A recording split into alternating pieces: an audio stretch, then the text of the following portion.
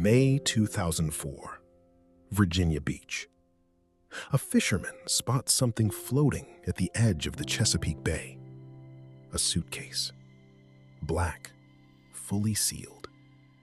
He pulls it in. The smell hits him before he gets it open.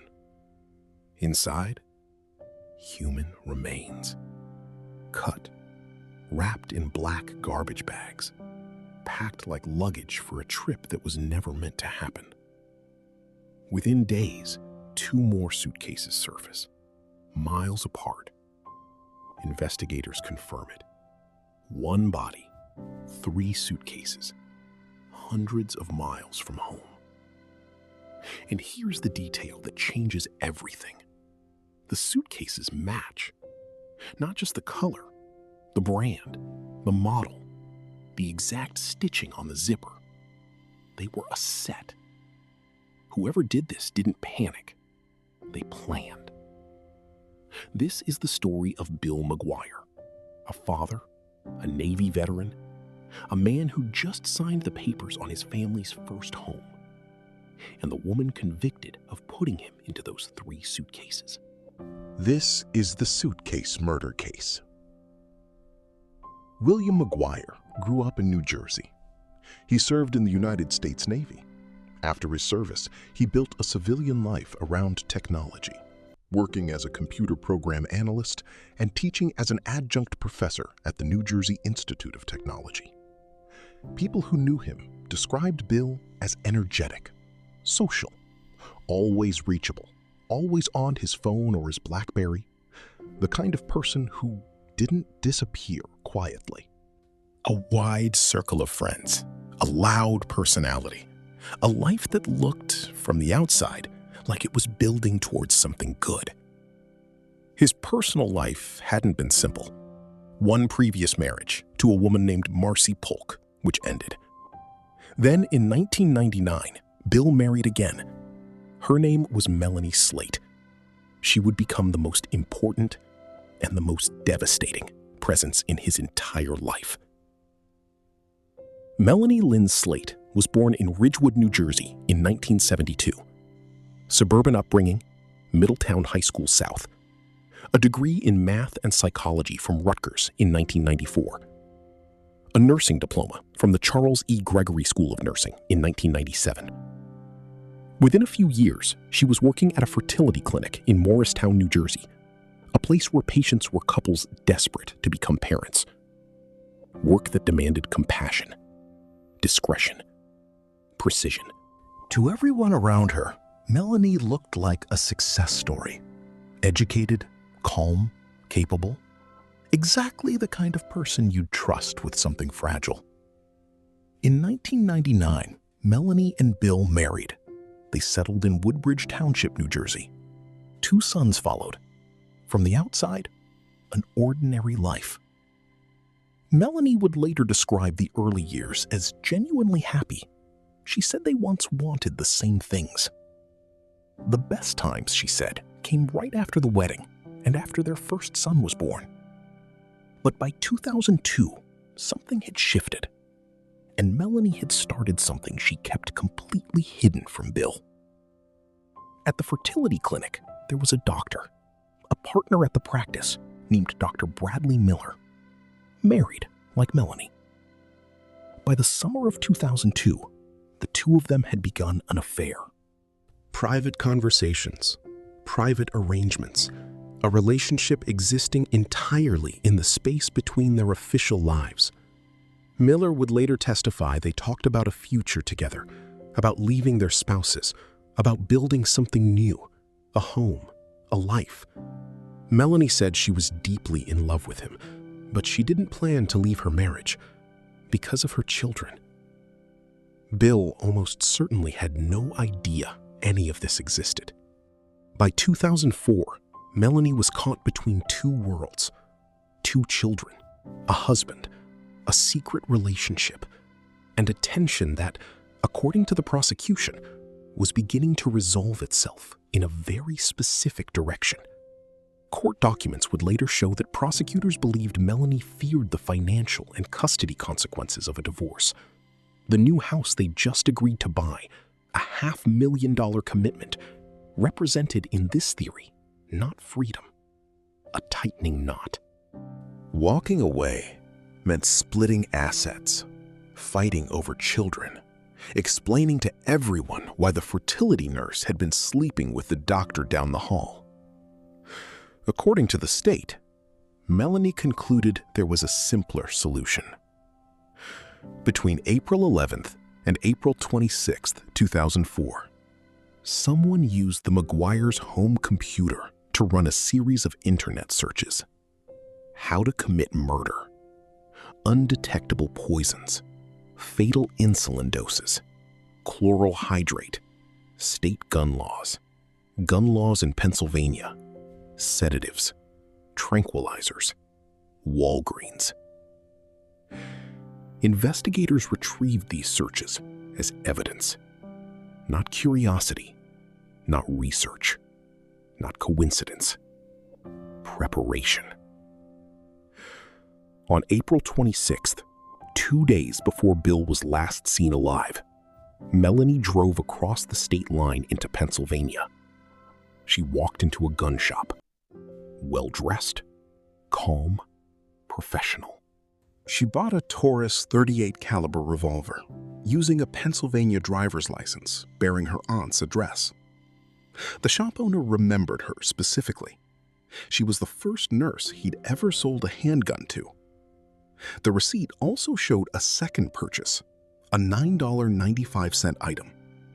The owner testified that exactly 2 types of ammunition in his store cost that amount. One of them, wad cutter bullets. The weapon was never recovered. Melanie later claimed Bill had asked her to buy the gun because he couldn't purchase one himself. Prosecutors called it a fabrication. If the gun was for protection, why drive to another state to buy it? And where did it go? April 28, 2004 was supposed to be one of the best days of the Maguire family's life. That morning, Melanie dropped the boys off at daycare at 8:20 a.m. 8 minutes later, at 8:28 a.m., a prescription for chloral hydrate, a rarely prescribed liquid sedative, was filled at a Walgreens in Edison, roughly 1.5 miles from the daycare.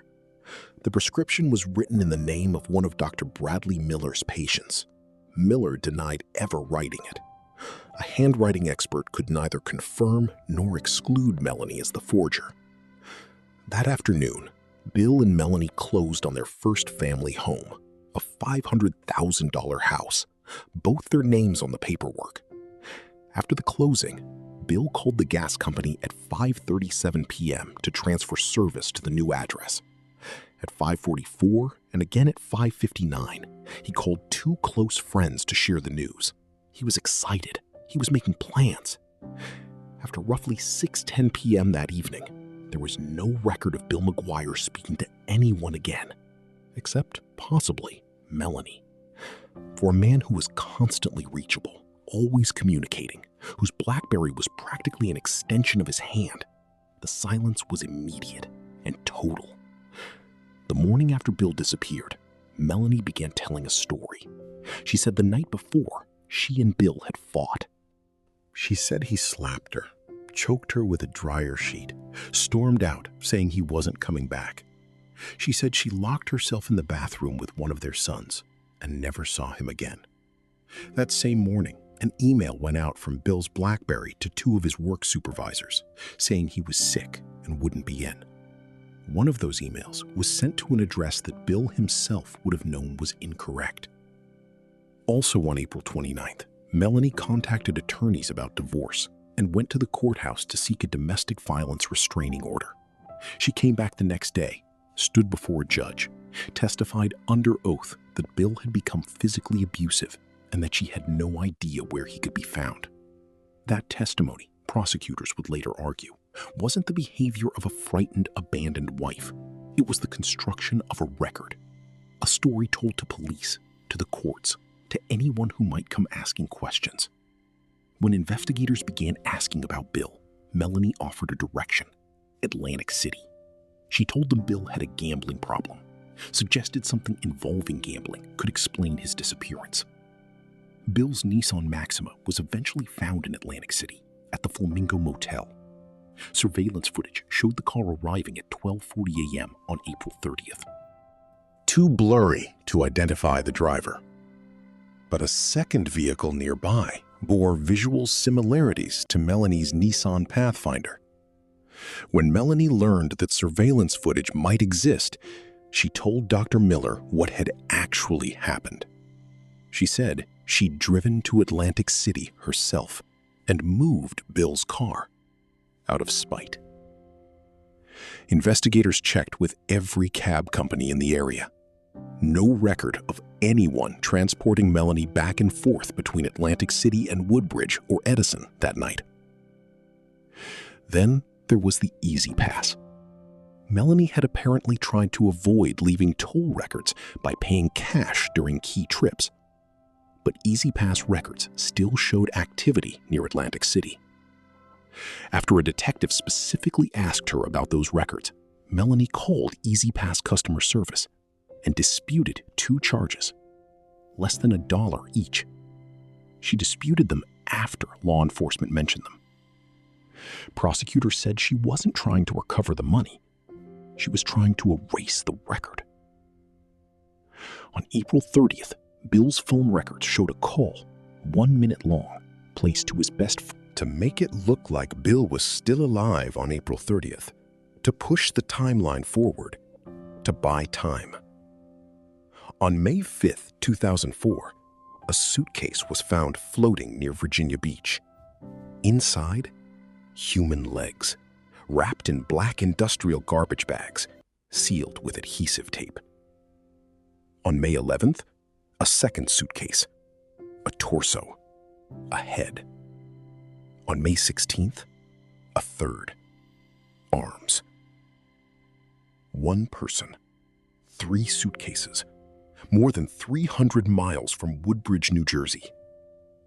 Investigators released a reconstructed image. A tip led them back to New Jersey, to a missing person report, to a family, to an apartment in Woodbridge, to a woman named Melanie Maguire, who had recently filed for divorce and a restraining order against a husband no one had seen since late April. The medical examiner determined Bill had been shot multiple times in the head and chest. The bullets, .38 caliber wad, cutter type. The same caliber as the gun bought in Pennsylvania 2 days before he disappeared. The same type as the $9.95 item on that receipt. As investigators worked backward from the suitcases, a web of physical evidence began to form. Each piece on its own, explainable. To make it look like Bill was still alive on April 30th, to push the timeline forward, to buy time. On May 5th, 2004, a suitcase was found floating near Virginia Beach. Inside, human legs, wrapped in black industrial garbage bags, sealed with adhesive tape.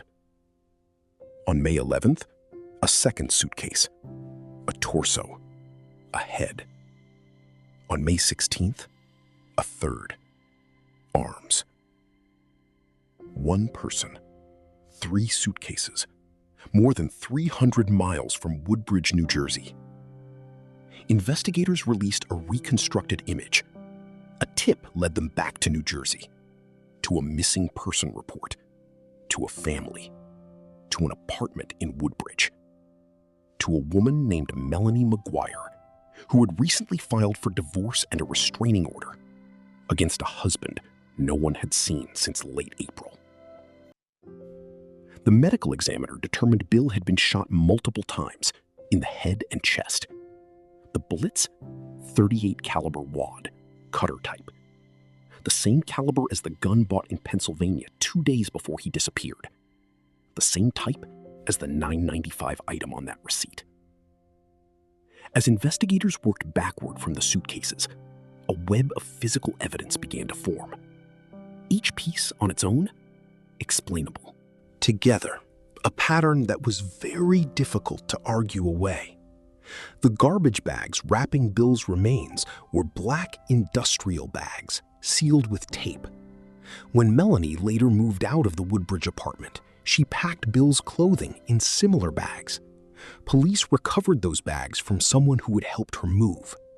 State forensic experts testified the bags came from the same manufacturing production run as the bags around the body, produced within hours of each other on the same line. The defense challenged that interpretation. The jury weighed it anyway.